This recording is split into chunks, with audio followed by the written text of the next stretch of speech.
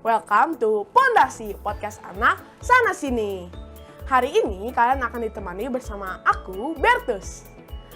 Aku mau cerita dikit nih. Tadi aku kesiangan bangunnya.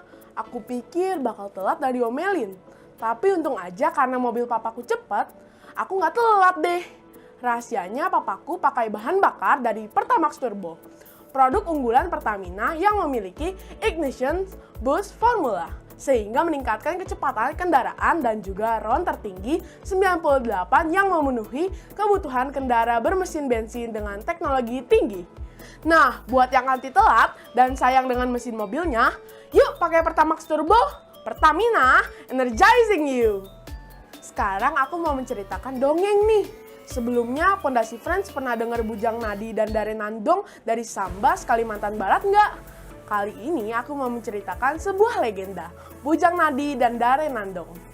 Pada zaman dahulu, ketika keturunan sultan sedang pergi berburu ke hutan, ketika sedang asik berburu, tetapi bukan buruan yang didapatkan. Tiba-tiba rombongan dikejutkan dengan tangisan suara bayi. Semua rombongan berpikir, di hutan belantara seperti ini, dari mana asal suara tangisan bayi itu? Ujar keturunan sultan. Keturunan sultan langsung memberikan perintah kepada seluruh prajurit yang ikut berburu untuk mencari dari mana suara bayi berasal. Setelah sekian lama mencari, ternyata suara bayi itu berasal dari rumpun bambu. Prajurit langsung diperintah untuk menebang pohon bambu tersebut. Tanpa diduga dan disangka, semua rombongan dikejutkan dengan kehadiran seorang bayi yang berasal dari salah satu ruas pohon bambu. Tanpa pikir panjang, didampingi dengan perasaan panik, keturunan sultan yang memimpin kegiatan berburu langsung memberikan perintah kepada seluruh anak buahnya untuk membawa bayi yang ditemukan di dalam bambu tersebut dibawa ke istana. Secara kebetulan, sultan juga belum mempunyai anak. Jadi bayi yang ditemukan di hutan langsung diangkat oleh sultan untuk menjadi anaknya dan diberi nama Tanunggal. Mengapa bayi yang ditemukan dalam rumpun bambu tersebut diberi nama Tanunggal? Pada zaman dahulu, setiap keturunan sultan pasti dipanggil dengan sebutan Tan. Kebetulan, bayi yang ditemukan di dalam rumpun bambu tersebut memiliki gigi yang aneh kalau dibandingkan dengan manusia biasa atau manusia normal. Dari rahang kiri sampai rahang kanan, gigi bayi tersebut menyatu seolah-olah hanya memiliki satu gigi atau sering disebut dengan gigi tunggal. Padahal kalau manusia biasa, giginya tidak mungkin menyatukan atau terdiri dari beberapa buah gigi. Sehingga bayi tersebut diberi nama Tanunggal. Tanunggal dibesarkan di lingkungan Istana Sambas layaknya seperti anak sendiri. Sehingga Tanunggal menjadi tumbuh dewasa dengan gagah berani dan dipercaya akan menggantikan posisi bapaknya, yaitu Sultan Sambas, memimpin Kerajaan Sambas. Pada saat Tanunggal memerintah Kerajaan Sambas, dia menyunting rakyat biasa menjadi istrinya dan dikaruniai dua orang anak, yaitu laki-laki dan perempuan. Yang laki-laki diberi nama Nadi dan yang perempuan diberi nama Nandong. Dalam kebiasaan masyarakat Sambas, biasanya anak laki-laki sering dipanggil dengan sebutan Bujang dan yang perempuan dipanggil dengan sebutan Dare. Maka jelaslah anak tersebut dipanggil dengan Bujang Nadi dan Dare Nandong. Pada saat Tanunggal berkuasa di Sambas, Raja Tanunggal terkenal dengan raja yang kejam karena sifatnya yang sombong dengan rakyat. Dia memimpin dengan sewenang-wenang. Apa yang ia katakan dan semua keinginannya harus dilaksanakan walaupun hal tersebut dibenci oleh rakyat Sambas. Banyak hal yang terjadi sehingga Tanunggal dikatakan raja yang kejam dan zalim. Pernah pada suatu saat rakyat Sambas digemparkan dengan kejadian yang sangat mengejutkan. Sampai-sampai Tanunggal dikatakan manusia setengah siluman. Pada saat ia memimpin, Tanunggal paling senang makan sambal asam. Pada hari itu, tukang masak kerajaan atau tukang buat sambal asam terlambat membuat sambal asam. Sedangkan jam makan siang Tanunggal sudah sebentar lagi.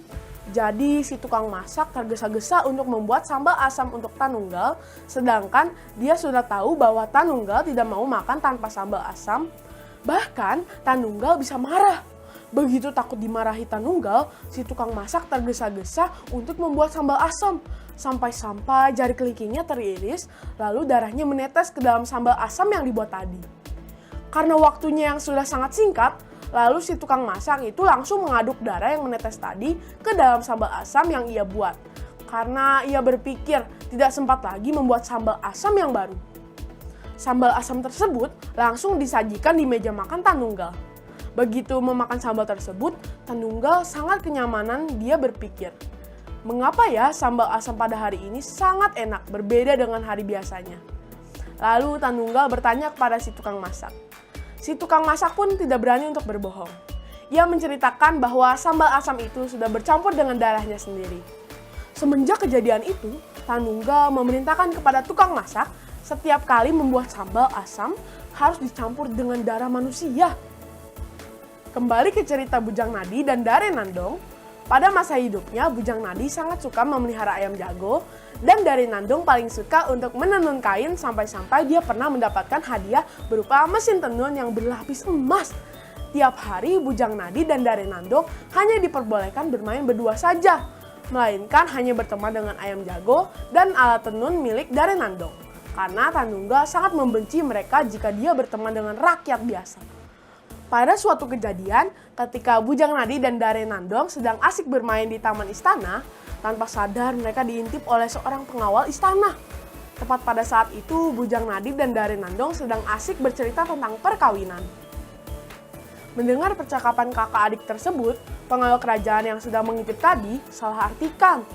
Dia berpikir kakak adik tersebut ingin melakukan perkawinan. Tanpa berpikir panjang, sang pengawal kerajaan itu langsung melaporkan kejadian tersebut kepada Tanunggal. Raja Tanunggal sangat terkejut. Dia sangat malu dengan kejadian itu.